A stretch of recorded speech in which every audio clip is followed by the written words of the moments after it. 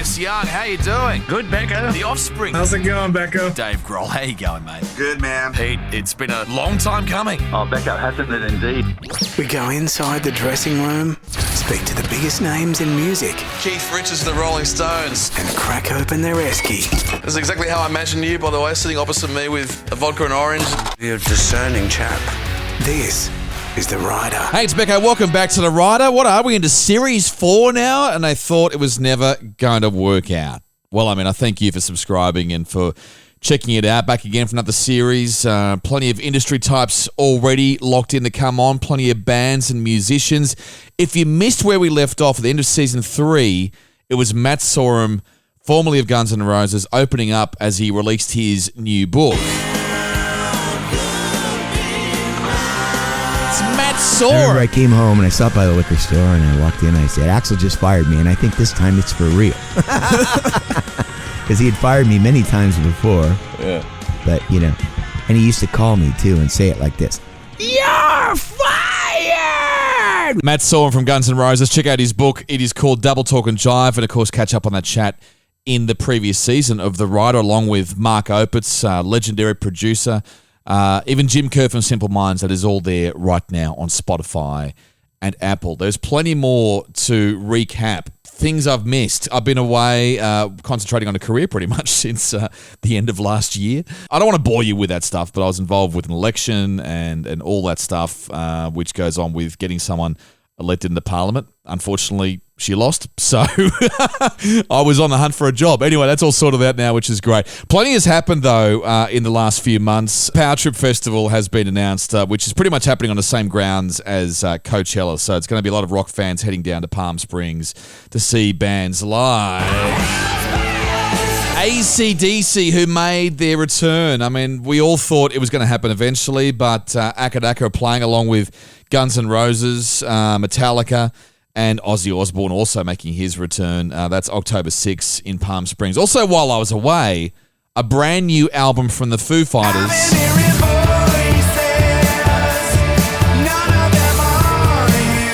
I was able to check this out just before it was released, and we sat in this room and listened to an album from the Foo Fighters I never really experienced before. When you think about Dave, he lost his best friend Taylor Hawkins. They were right in the middle of a tour, and around that same time he lost his mum. And we all know how close he was to his mum, and of course they did a TV show together. They were extremely close. So Dave's had two tragedies in the space of a few months, and that's what went into this album. But here we are. The Aussie dates are out as well, so they're coming to town in December, and the world tour continues, and you might have even seen them in Glastonbury already as well, under a different name. But what a surprise that was to have the Foo Fighters pop up with a surprise gig at Glastonbury last weekend. Also, big news which happened was this.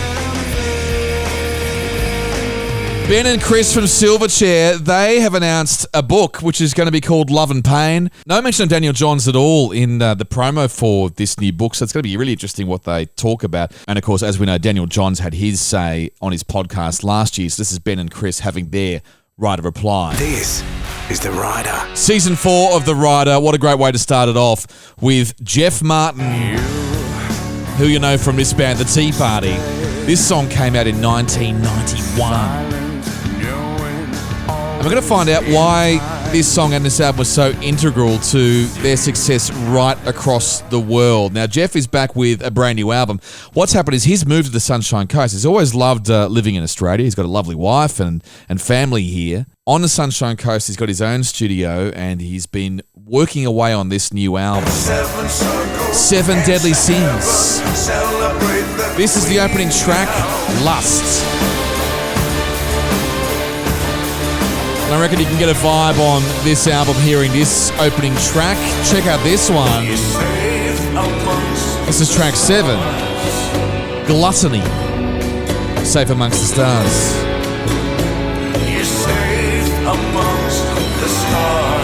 The album is out on the 7th of the 7th, so just coming up in a few days' time, depending on when you download the podcast. But I can see Jeff popping up on my screen in front of me. There he is. Look at him. Jeff Martin, how are you? I'm very well, my friend. It's been a long time between drinks. It has been a long time, and I know that you've been waiting a while to release this project. The number 7, it has a significance to you, obviously. Yes, well, it does. I mean, I'm a self-taught student of, occult philosophies. There is a book that Aleister Crowley wrote a long time ago called 777. That book has it would be like a manual for attributions towards different things, like, for instance, astrology, the Kabbalah, things like that, right? And everything has a correlation. That's kind of become a part of my signature, that 777 thing. Yeah.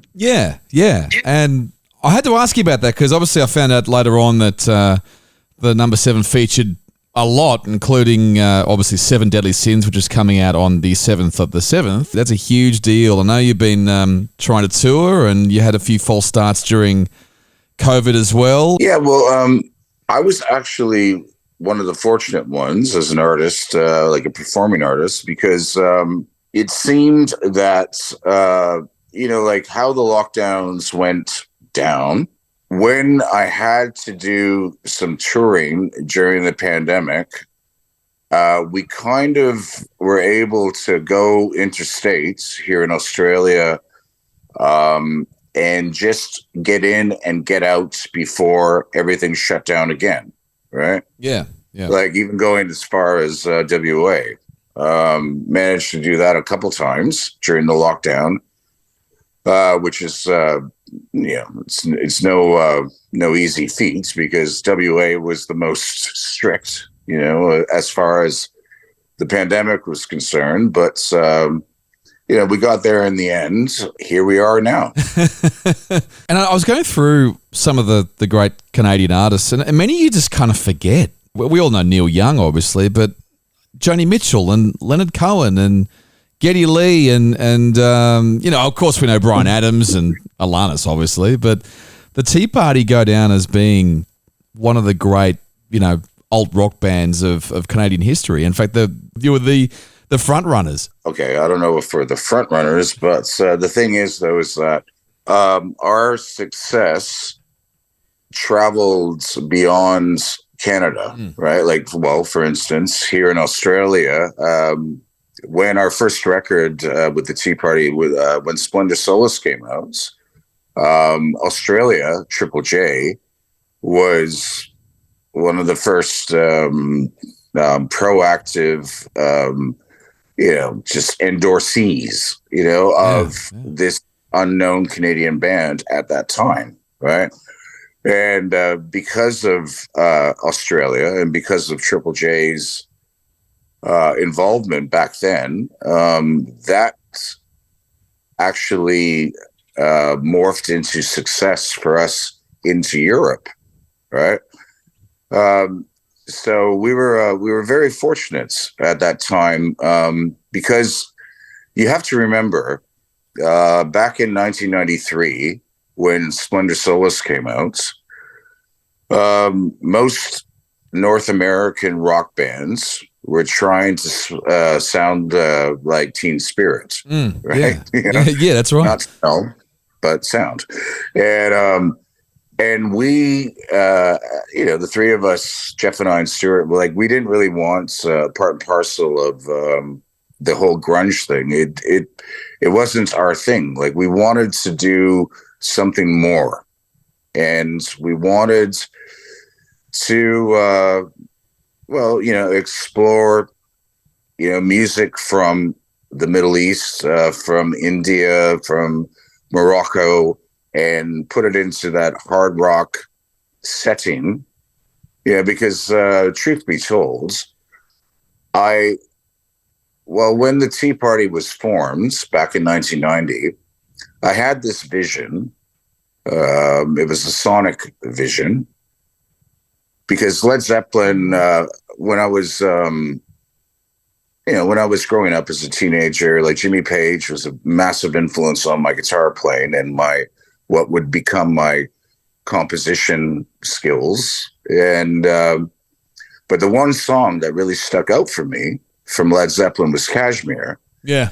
And I felt that we could take that a lot further in different ways. And I think, truth be told, The Edges of Twilight, our sophomore record, was the moments that the Tea Party did take it further and in different ways. That's true. I missed the power of radio where, back then it just took one DJ who was passionate about a band and it could go nationwide, but as you said, it can go international as well. I love that. That's what happened back then. And, even Australia having an influence on Europe. Were you being pressured at all by record companies to go down the grunge era, or you were still fairly independent back then, weren't you? Like you had your own record company, didn't you? So did you have those pressures? In 1990, we released an independent records, right? That became the calling card for us to then, in 1993, we got signed to EMI Canada. Now, so we get signed to EMI Canada, and because of my, my obsession at the time with Jimmy Page and Led Zeppelin, right? I, stomped on the ground and, created like a hissy fits with EMI to the point where I became, at that point, I don't know if it's changed now, but at that point, I became the youngest ever producer for EMI Records, because I produced the first Tea Party EMI release, Splendor Solace, right? Yeah. And truth be told, I really didn't know what I was doing, but I had a great engineer working with me who taught me the ropes because I could hear everything in my head. But at that time, I didn't know how to get it, to tape, because we're talking about tape machines back then. Yeah. And, compressors and all that stuff and different microphone techniques and everything. But yeah, so I, they called my bluff. EMI called my bluff, and luckily for us, for Jeff and I and Stuart, it was a huge success. So that afforded us for the next record, The Edges of Twilight. Now, obviously, because of the success of the first record, Splendor Solace, the next one, Edges of Twilight, well, we had a recording budget that doesn't exist anymore. Tell us about where you recorded this Seven Deadly Sins in the Sunshine Coast. You've got a studio just down the road, and tell us about that environment, because I can hear the sounds you're describing from the Tea Party, but I can hear the international sounds in this new release. So the way that it was done was that I have a recording studio here on my property in the Sunshine Coast, and it has, it's got all the bells and whistles. It's like Batman's cave, I've got all the tools and also, all these exotic instruments that I've collected over, now close to 3 decades. They were just hanging on the wall, as art pieces. And I finally decided with the Seven Deadly Sins to bring them down, order the strings from the different countries that they came from, and brought them back to, to what they needed to be for me. And as far as with a record like the Seven Deadly Sins, well, the anchor for me would be the drums. And so one of my best friends, Darren Evans, who lives in Noosa, he's quite proficient at playing the big John Bonham drum kits. And so we went down to a studio in Maroochydore called The Vault. And, I, much to the chagrin of, the owner of that studio, I made him, kind of like go through hula hoops, like to bring the studio like back to an analog situation. Ah, right. And recorded the drums at the vault, and then everything else was done up here at my studio. And I took my time, like, because there wasn't really a rush to get things done, and I wanted to make sure that every single song had its moments and had my absolute, undying, devotion and attention. I was reading about your recording process during COVID as well, because the Tea Party put out a couple of EPs in that time, and everyone seemed to learn during COVID to record separately and do a track each and then merge it all, and the singer would do maybe the last bit or whatever. You must have been doing that all the time with the Tea Party, I'm guessing. It's not my preference, that's for sure. But like with the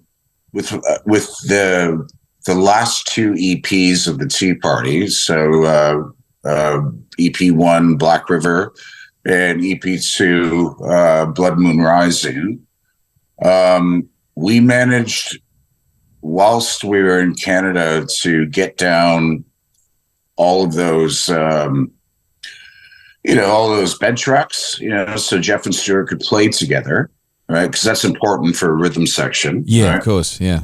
But I would obviously give them tracers to play to. So I would have to compose, arrange the song, and then Jeff and Stuart play to that, send it back to me, and then I do the rest of the production on top of that. Was it the same for your last EP as well? I think it was Sun Shower. Was it separately as well, or did you manage to get them all together? Sun Shower came from recording sessions that we did together whilst we were in Canada. Right. So the bed right? Yeah. So they were just the vault, and then I took them and I did what I had to do, right? But like, for instance, Becko, have you seen the video that we did during the pandemic we covered Joy Division's song Isolation? Isolation, yes. And I don't think I saw the video, but I heard the audio anyway. But I do remember the middle of all that, you did Isolation. Basically, Isolation was done in isolation. And it was like, it was the first attempt, the three of us, recording remotely. And actually, so I did the tracers at my previous property in northern New South Wales. Burroughs cut the drums in our hometown of Windsor, Ontario, Canada, and Stuart did his parts in Vancouver. And then, it all gets sent back to me, and then, and then the video, my friend Bill Blair had this unique opportunity in Sydney when it was absolutely shut down. There was no one on the streets, no nothing. And he's one of the premier drone videographers. Oh, yeah. And he was allowed to go into Sydney when there was no one on the streets and do this video. Like, imagine like the Harbour Bridge with nothing on it. Yeah. Like the CBD of Sydney, no one in, and the videos, it's quite, it's beautifully disturbing. Yeah. Yeah, no, I remember back, I was one of the lucky ones who could still go into work and, walking down George Street in Sydney, and it was eerie. It was such a weird time. It was obviously tough on a lot of people. I know you were living up the Northern Rivers at that point, and you were sort of badly affected by those floods up in the Northern Rivers, weren't you? Well, actually, to be quite truthful, we weren't, because the floods happened probably about 4 weeks after we decided to leave and move up here to the Sunshine Coast. Oh, wow. Yeah. So the unfortunate people that bought our house, it ended up being so bad that the house actually slid down the mountain like about 3 meters. Yeah, wow. And to our knowledge, still to this day, it was unlivable. And obviously you don't want to go back. It sounds like you had a piece of paradise, so it must be sort of hard to think about that. It is, and I feel so feel so bad for the people that had to endure that catastrophic situation. So what brought you to Australia? Because I know you travelled a lot before then, and you lived in places like Ireland, and you had a band in Ireland, and Egypt as well, and Prague, I think, from memory. So you're well travelled being a musician. But what brought you to Australia? I mean, we love you here in Australia, obviously. Well, thank you. My eldest son was born in Perth in 2004. And I have a younger son that's, lives in Ocean Shores, Byron Bay, right? And then, of course, my beautiful wife, Melissa Barrett Martin. Well, she kind of keeps me here. So. We were your second biggest market in the world. I remember it was the 1998 tour, and I was living up there, Byron Bay at the time, and you were playing the Ballina RSL, and it was the biggest thing to happen all year. Well, the thing about the Australian audience, which it doesn't change, because actually every time the Tea Party comes and tours here, I have to be perfectly honest, it probably gets bigger because our fans stay. They don't go away. But then they've got children, and they turn their children on to the Tea Party, right? So the audience is just exponentially getting bigger. And I think it's a testament, especially to the rock audience that exists here in Australia. They're willing to listen to things that aren't, so pedestrian. So the Tea Party's music, and as much as we explored, different cultures and everything within the tangent, the framework of hard rock music, Australia was always willing to follow suit and explore it with us, and it continues to this day. Yeah, and then I remember a lot of Canadian bands would come to Australia and do sort of residencies, because I think both countries are very similar. I remember a band called The Trues. I don't know if you ever sort of crossed paths with them at some stage, but everyone described them as Canada's Powderfinger almost. They came and moved to Australia for a couple of years, and they were doing the same thing. Yeah, well, I know the boys from The Trues very well, and they're great rock bands. It's certainly apples and oranges. Like the Trues are it's sort of like classic rock, right? Yeah, yeah.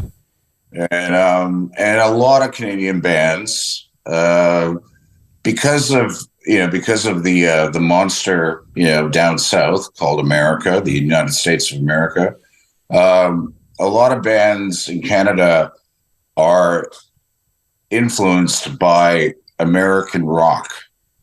Right? Yeah. It's sure and certain that the Tea Party, that's not the case. I can see why you've slotted into the Australian way of life so well. Is there any sort of Aussie things that you kind of find surprised you really enjoy? Like, do you sit down and watch the footy? No, I watch the cricket. Okay, you watch the cricket. Well, that's even further beyond what I expected. I know, but it's so relaxing, especially the test matches. Yeah. There's something about the test matches where, you know what it's like. You can just leave it on all day. You don't have to watch it all day, but you just leave and come back and, cook lunch and come back to the TV. And sure, you can have a nap in front of the cricket as well, because the ambience kind of works well for that. See, the thing is this, Becko, Melissa kind of refuses to allow me to buy any more guitars because I have more guitars than anyone, right? and so now I've transferred my passion for buying guitars to buying things that I can put on fire, like a big Texas offset smoker, a hibachi, like a charcoal spit situation, right? So you're right, I'll put the test match on and I'll just put the barbecue on and have a dad nap, and just see what happens. So. Low and slow. I'm going to have to come up and take you up on an invite. I wanted to ask you, what is your favourite guitar? Because I knew you had a huge collection, and I was always wondering whether it was one of your early ones that you've had for so many years, or is it something you bought recently? Well, I'm staring at it right now. So here's the story.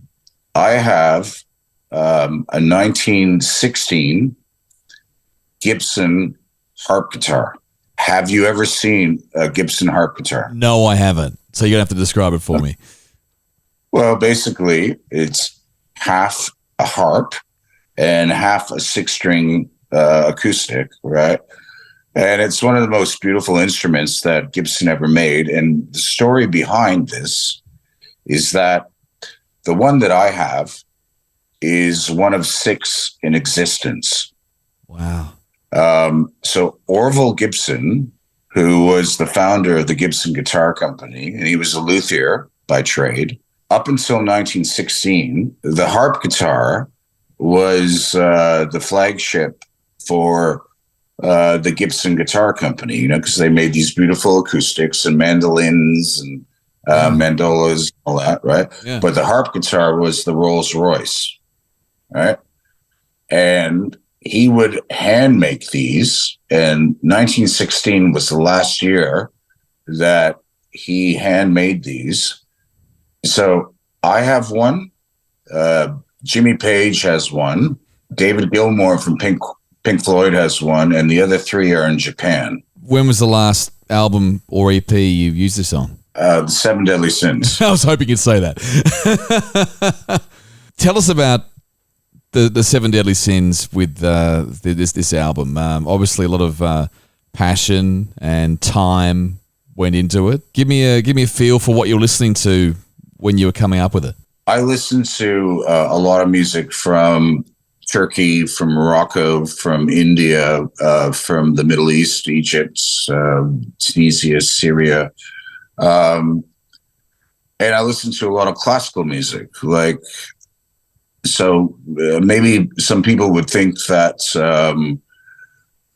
that I listen to like rock music, and I don't, because I do that creatively. Like, that's the music I make. But what I'm searching for are new sounds and new melodies and new instruments and whatever I can do to just push it further. It's always about pushing the envelope, right?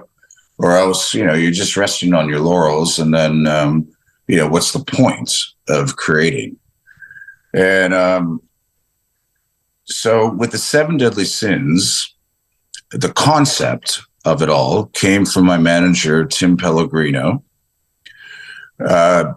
Tim was a big fan of the Tea Party, and he was an even bigger fan of the darker moments of the Tea Party,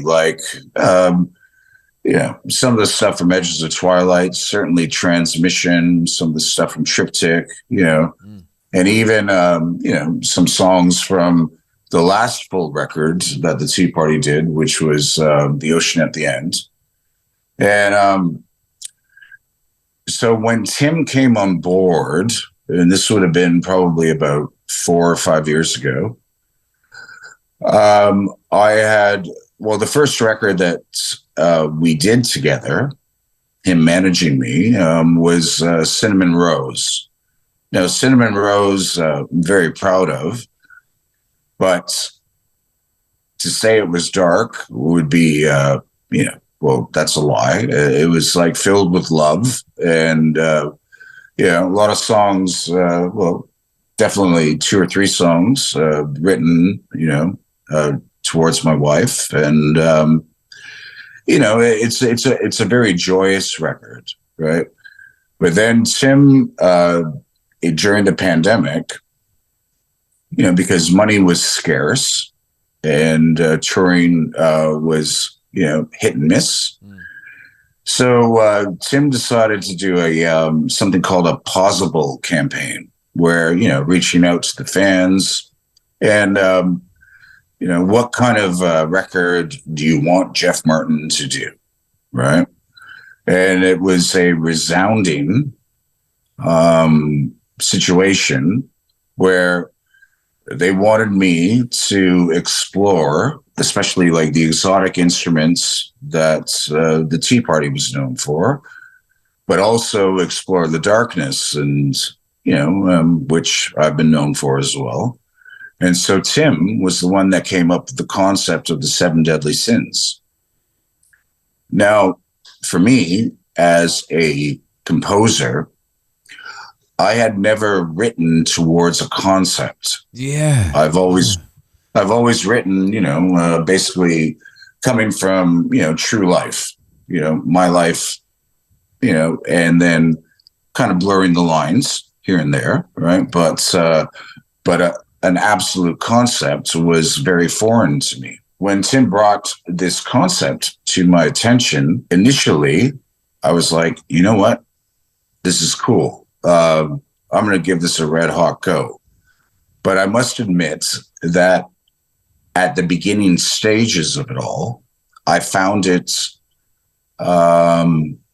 arduous, found it a little bit difficult, right? Because I'm not writing from a personal point of view, but I'm writing, like Dante's Inferno, right? Yeah. Yeah, and it gives you almost structure you don't want if you're a songwriter, because I can imagine, a lot of the times you just want to just come up with songs about how you're feeling right now, and you might come up with a riff or whatever, but if you're writing about the 7 deadly sins, it does mean you can't stray away too far. No, you can't. And but I found once I got my groove, right, because I basically for the 7 songs, well, actually for 6 of them, I wrote the music first, and I let the music settle in with me. And I hadn't even picked a sin for those 6, right? I just let it settle in, and I waited. It's kind of like waiting for the ether, right? To kind of sprinkle it down and tell you what it's going to be. And I trusted in that situation, and it worked. And the great thing about, involving your fans, you've got different levels of support as well, I noticed as well, which is great. But you're including them on the journey, and also you're giving them an early release as well. So they've obviously all got a copy of it before it goes out to everyone else. And I think it's just such a smart idea because everyone's invested in it. They all feel a bit of pride knowing they're involved. Yeah, well, it certainly worked out for the best. I believe as long as I put out music that's laced with integrity, they're going to continue to follow me. And that's my mission. Keep the integrity and, do what thou wilt. So from 7 Deadly Sins, I wanted to go right back to the beginning because you guys met all in your own hometown, and it took you a little while to get the band going. But there's something about some of those bands back then, especially where you all grew up together. So I think it's incredible you guys are still playing together. Yeah, what's actually kind of pleasantly disturbing is that we might have been together almost as long as the Rolling Stones. Bloody hell. Because this is what you have to understand. When I was 9 and Jeff Burrows, the drummer of the Tea Party, was 10, we formed our first band and we played at our primary school, the gymnasium, in front of 800 screaming kids. The only reason they were screaming was because they got to get out of class to watch this. Right? That's good. Yeah, fair. I'm singing, playing guitar, Jeff's on drums, and there's a few other grade school friends. And we're doing the Beatles. We did Revolution, Help, and I saw her standing there. And for anyone that understands, listening to this podcast, understands the the deepness of my voice. There's actual recordings that Jeff Burrows' father did on an old 8-track that I sound like Michael Jackson on helium. Wow. Bands that have managed to get through all those years, and look, you had a hiatus, but the fact that you can call each other up and go, hey, let's give it a try. What led to the break in 2005, by the way? Was it just you just needed a break? No, it's complicated. Yeah, it always is. And I'll try to make it as least complicated as possible. But our manager of the Tea Party, his name was Steve Hoffman, and his management company, SRO, who also managed Rush, he kind of headhunted us after the success of The Edges of Twilight back in 95, 96, right? Yeah. So we signed to SRO with Steve Hoffman as our main guy. And Steve was very much the instigator of the succession of successes that the band had after The Edges of Twilight. So Transmission, Triptych, Tangents, right? But after Tangents, which came out, I believe, in 2000 or something like that, 2001, Steve was diagnosed with a form of cancer, lung cancer, that just decimates you. Like there's no coming back from it. And he was only 38 years old. But for me, Steve was my big brother.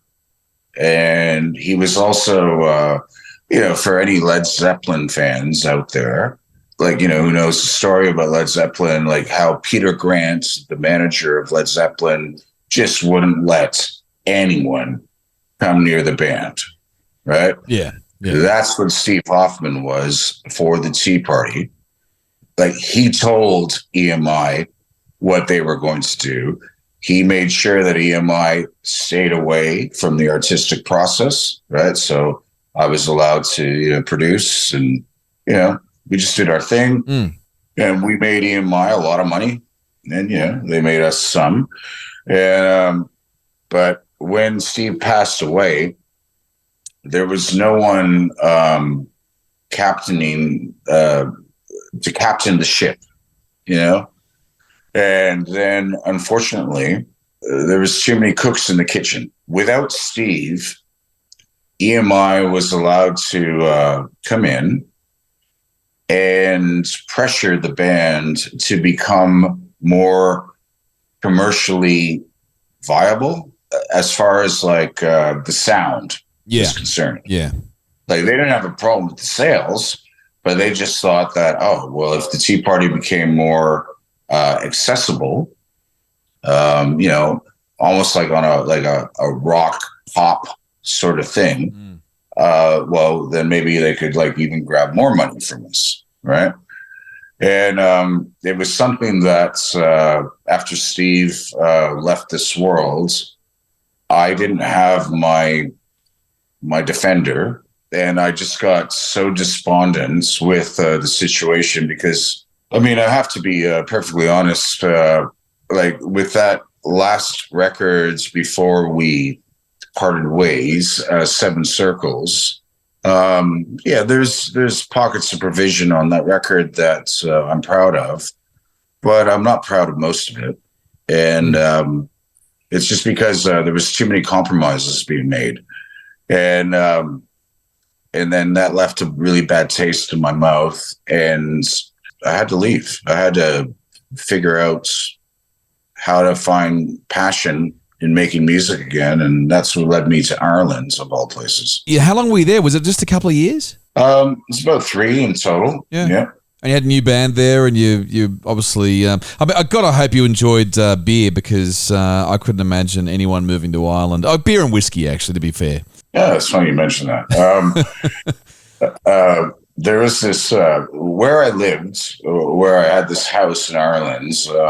The house was a 350-year-old stone farmhouse, and it overlooked a bay called Dunmanus Bay, which is right down southwest in Ireland, right out to the Atlantic Ocean.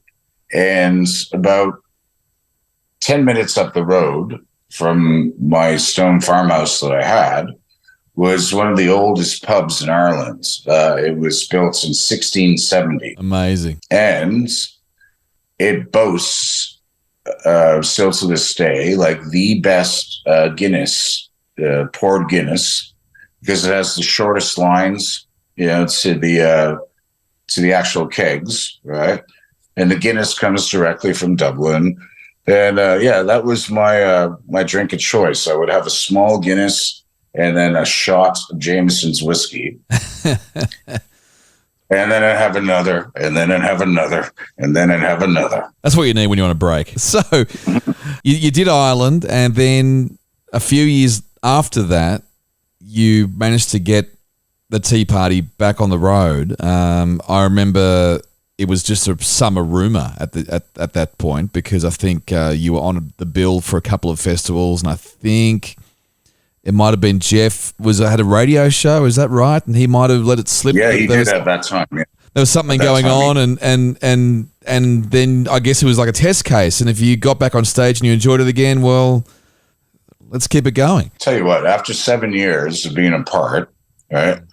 I mean, I played with some incredible musicians like Wayne Sheehy from Ireland, Malcolm Clark and Jay Cortez in Perth. I played with Terapi Richmond, Mick Skelton, from the Baby Animals, all these incredible musicians, right? But coming back to the Tea Party after 7 years, and, I have to be honest, it wasn't, it was pretty icy at first, because there was a lot of hard feelings. But the one thing that set that all straight was when we got into that rehearsal space again after 7 years. And I think the first song we played was The River. And it was like, okay, I remember why I love this band so much, because there's something about the three of us where we don't have to think. We just know it's muscle memory. Yeah, that's right. But also, even if we go into improvisation, we don't have to think. They know where I'm going, and I know where they're going, and it's a beautiful, beautiful chemistry. And I'm so glad you did it, because that was a tragedy. But I think some bands do need a break. I mean, it may not be 7 years. It could just be 12 months. But, you're more than family when you're on the road a lot and when you're recording. And I think it's just good for the health to have a break from someone and reignite the passion. And by the way, before we go, you almost had a chance to sell teaparty.com for a lot of money. I think this was over sort of maybe 10 or 15 years ago now. Yeah, you almost did, and it didn't end up happening. But you could have really cashed in. We could have, but the fact of the matter is that who we would have to sell it to. Like back at that time, it was the Tea Party movement in America. Yeah, right. Yeah. So kind of like what MAGA has become now. Yep. In America. Yeah. Right. And just in good conscience, even though it could have been, we could have retired, right? In good conscience, we just could not give them another platform to spread, which basically is hate, white supremacy, all that stuff, that, well, America is still facing, because let's face it, even though, the guy's up on criminal charges, people are still going to vote for him. Yeah, I know. Must have been a hell of a dilemma, though. A lot of money. Well, I can sleep soundly at night. Yeah, so. Exactly. Yeah, and that is the main thing. You got to live with yourself. I never got around to asking about your producing, and I want to talk about that night I crashed your studio. So I turned up with your mate Sarah McLeod. She was well on her way, and I think I was too, but she was definitely well on her way, and you were recording a band called Lepers and Crooks. Yeah, but do you remember that I had to kick you and Sarah out? You did. 'Cause I felt so responsible because I was meant to be the responsible adult, and Sarah was just, she had so many whiskeys and beers, I think, before then. And I think we came from a Gibson function, so obviously it was free beer the whole night. And you just had to politely kick her out. And I was standing there just thinking, oh my God, I brought her down and I ruined this whole moment. No, but you didn't. It was it was Lepers and Crooks, right? Yes, the band. That's right. Yeah. And, I actually, it's funny enough. I spoke to Pat a few days ago. Pat he was the second guitarist in Lepers and Crooks. Yeah. Right? I ended up producing the rest of the records at River House, the first property that Melissa and I had. And Chris Murphy from In Excess, right? God bless his soul. He was managing them at the time. Unfortunately, because of Chris's illness, right, and subsequently passing away, the Lepers and Crooks record really didn't see the light of day. But we had a conversation, Pat and I, about it, and they really want to get it out there, and so do I, because I'm very proud of the work that I did with those boys. They're a great rock band. Rock band. Yeah, and that's the thing. I was devastated that they were on the cusp of something really big, and the whole band were tight, and then they were also hard workers. I think that's the most important thing. They were okay with jumping in the van and playing, hundreds of gigs. It's a testament to the band because they were ready, willing, and able. Do you remember the SNL skits with Will Ferrell, and he's in Blue Oyster Cult and It's Too Much Cowbell? The cowbell, yeah. So essentially, to cut the ice with the band, right? Because, they're all like at that point, we hadn't really become friends yet. So they're at a point where they're just starstruck, right? Jeff Martin, blah, blah, blah. Amazing. Right? A bunch of kids, yeah. Yeah. So I did the whole thing.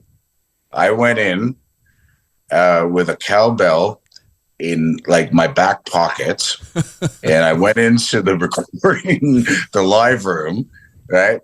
And all the five boys were in there, right? And I was like, guys, listen, I just want you to know, right, that I love what you're putting down. I love what you're putting down, right? But where's the drummer? Oh, is it you? Yes, it's you, right? Listen, right? I've made those Tea Party records, right? I produced those Tea Party records. I've made hits, I've done this, I've done that.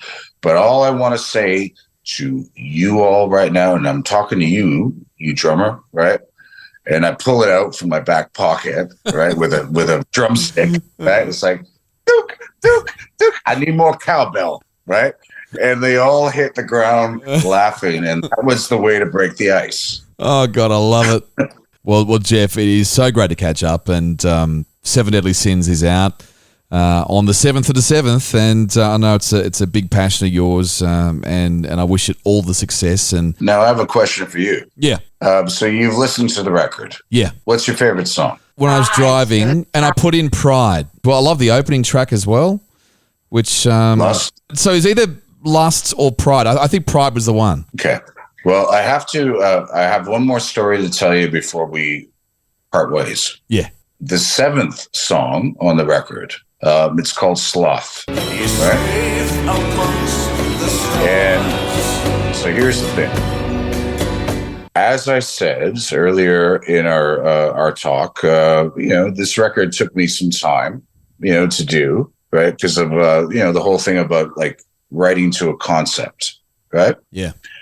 So with the seventh song, Sloth. Now, it was my intention that it was going to be an instrumental, because usually on my records, like I have an instrumental. And I was thinking that, the seventh song, just to end the record, well, that would be a beautiful thing, right? Yeah. I'm in my studio because I was kind of going for like a Daniel Lanois, Brian Eno production for that song, right? And I'm creating all these layers. And I'm left, alone in the studio to my own devices. And then all of a sudden, a melody starts coming through to me. And I'm like, oh, fuck. And it's coming in strong, right? Because remember I said to you, like the ether, will sprinkle down things and you got to pay attention, right? Okay, so the melody's coming through. And now I'm starting to hum it. And I'm realizing that, okay, well, this is not going to be an instrumental. And then I realize, I think about when I have to go away and tour and I have to leave Melissa and I have to leave this beautiful home and our little dog. And Melissa would always say to me, honey, you're safe amongst the stars. So now I've got a lyric, right? That's going with that melody. And I'm like, oh, shit, right? So it took me, honestly, like one evening, and I came back into the house and I said to Melissa, because I put a mix down, right? I said, like, honey, I don't know how to explain this to you. And I know that this was supposed to be an instrumental, but I've got to play you something. And I played it for her, and we were both in tears.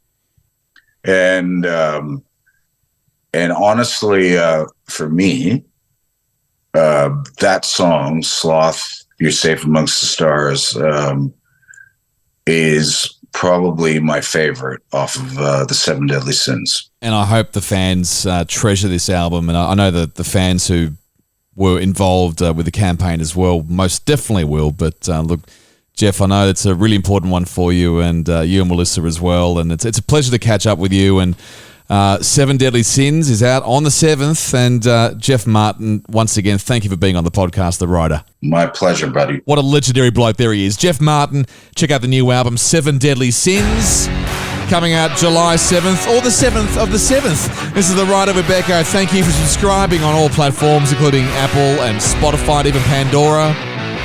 In the next episode, we catch up with Nathan Cavalieri. You'd know him as the child star who you would have seen on Hey Hey Saturday and Macca's ads, but we're going to talk to Nathan Cavalieri about everything that happened since then. The transition from being child star to awkward teenager to a guy trying to make it in the music industry. He's got a brand new album out. We'll catch up with Nathan Cavalieri in the next episode of The Writer with Becko. Catch you then.